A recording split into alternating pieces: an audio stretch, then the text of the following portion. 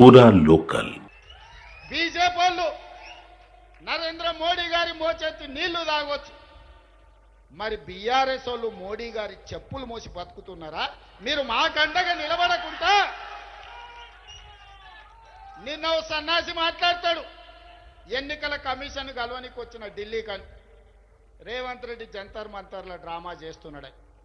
నేను అడగదలుచుకున్న మా బలహీన వర్గాల సోదరులు, అయ్యా మన దీక్ష వాళ్ళకు ఒక డ్రామాలాగా కనిపిస్తుంది. ఆయన పేరే డ్రామారావు. డ్రామా నీ ఇంట్లో ఉంది, నీ ఒంట్లో ఉంది, నీ రక్తంలో ఉంది, నీ పేరులో ఉంది, మీ మొత్తం కుటుంబమే డ్రామాలేసి బతికే కుటుంబం మీది.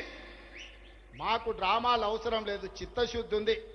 అందుకే ఫిబ్రవరి 4, 2024 నాడు మొదలుపెట్టి ఫిబ్రవరి 4, 2025 నాడు సరిగ్గా 365 రోజుల్లో బలహీన వర్గాలకు సంబంధించిన ప్రతిపాదన నుంచి బిల్లు ఆమోదం వరకు సంవత్సరం తిరిగే లోపల చేసి 100 సంవత్సరాల సమస్యకు 1 సంవత్సరంలోనే పరిష్కారం చూపించిన మంత్రులందరి వేదిక మీద ఉంది. నువ్వా దిక్కుమాలినోడా మా చిత్తశుద్ధిని ప్రశ్నించేది? నీ దిక్కుమాలిన మాటలు, నీ దివాలకోరు విధానం, బండకేసి కొట్టినా 100 మీటర్ల గోతి తీసి పాతి పెట్టిన మీ బుద్ధి మారలేదు, మీ ఆలోచన మారలేదు.